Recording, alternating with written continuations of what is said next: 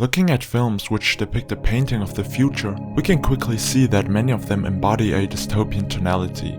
These future worlds have already dived deep into the digital age and explore technologies that are, for us now at least, not yet tangible, only imaginable. The presence of AI is self-evident. Often illustrated as omnipotent entities, they occur with the digitalization of the world. One could almost say that there's always a mutual co-advent.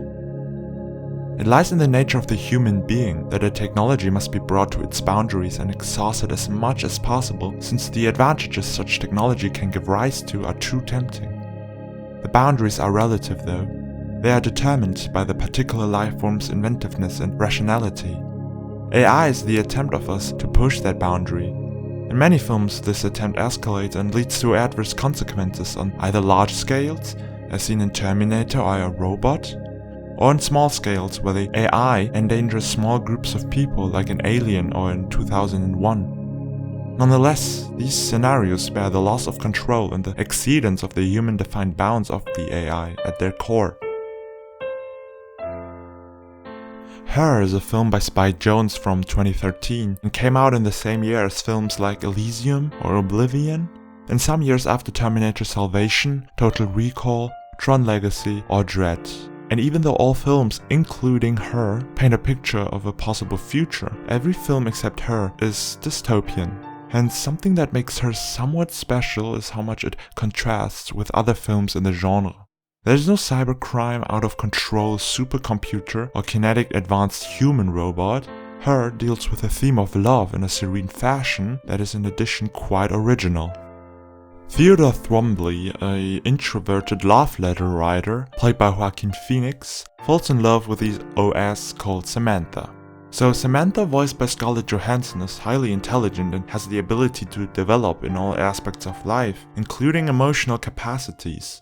Initially alien to human emotions, Samantha gathers information about her surroundings, as well as her interaction with Theo, and obtains a complex comprehension of emotions and feelings.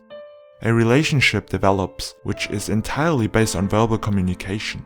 Samantha's rendition is most interesting, since she is not bodily represented, but emanating a sense of ubiquity. Theo and Samantha are physically connected by small gadgets, like the earpiece Theo wears or the little notebook he carries around. These are at the same time communication devices, and due to their insignificant size, these physical connections sink into oblivion, which makes their relationship seem physically transcendent.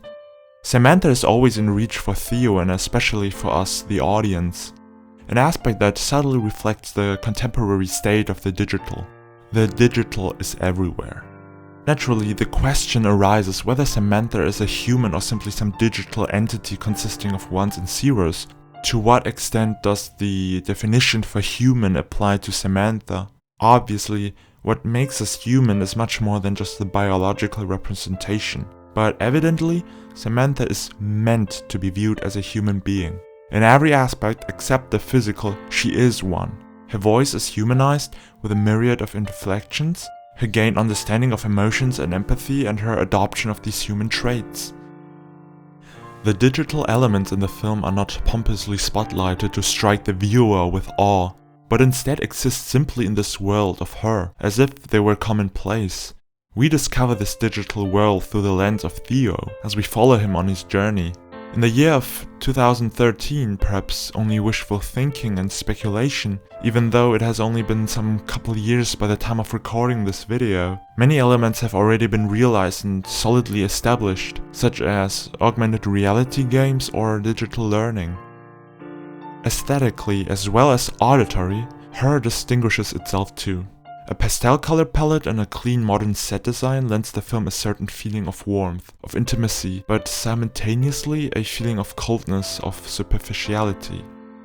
The soft electronic soundtrack by Arcade Fire is soothing but provokes a melancholy which synergizes with a dualism of warmth and coldness.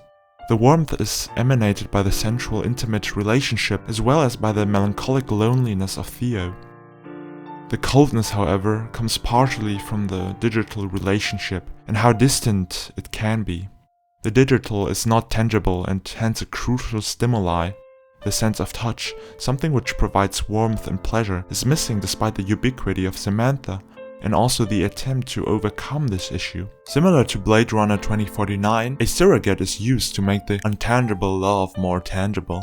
Whereas in Blade Runner 2049, the AI Joy is actually a hologram, thus having a visual bodily representation, the AI Samantha doesn't have one.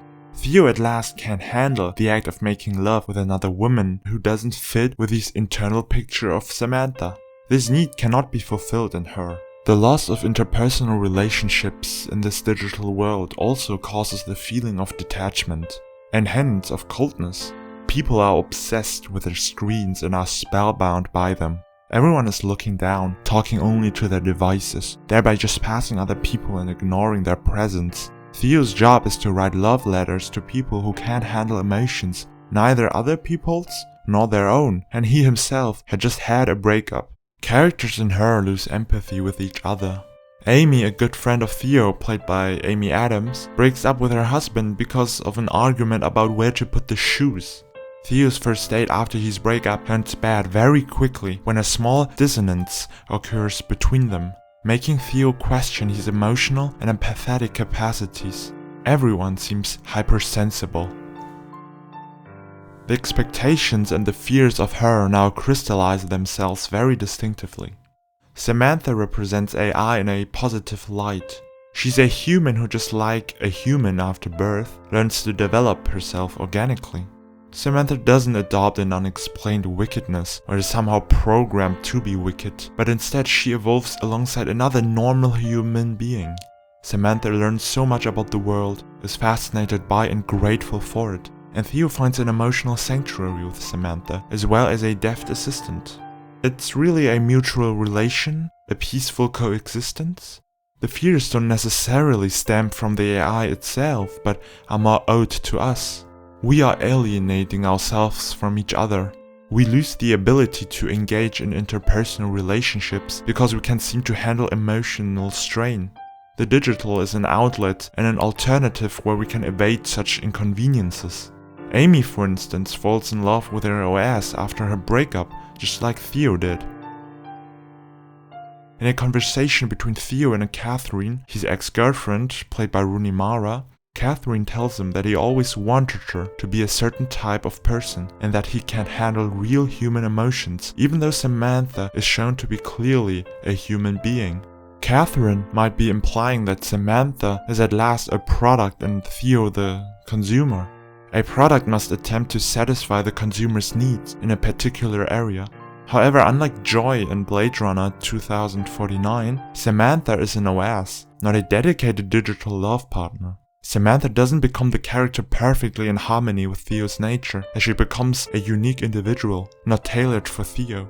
Only in the beginning, when Samantha is ignorant of human emotions, must she orient herself towards Theo, as he presented himself as a guiding figure.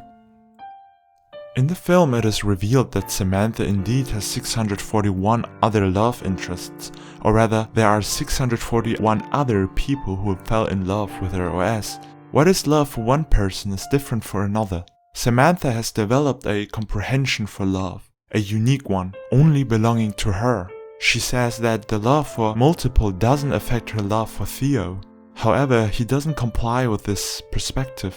A perspective Samantha has formed with her experience and her human nature. It's not something that was programmed into her, and neither was her decision to seek a higher state of being with the other OSs. By abandoning Theo, she shows that she's not to be put into a mold, as perhaps Theo has imagined. As Samantha doesn't have a physical representation, it's highly plausible that Theo and all the other lovers drew her to be a certain type of character they liked best. They formed her in their heads to something they explicitly wanted. And if their visual picture doesn't conform with reality, they break apart. They don't know how to handle it. When Samantha leaves, Theo is lost. He doesn't know what to do. But this in turn animates him to reflect on his relationship with Catherine, which leads to him writing a letter to her in which he accepts and apologizes for the mistakes he has made. The way he wanted to form her into a person he liked best in his mind. Proposed letter to Catherine. Letter to Catherine Clausen.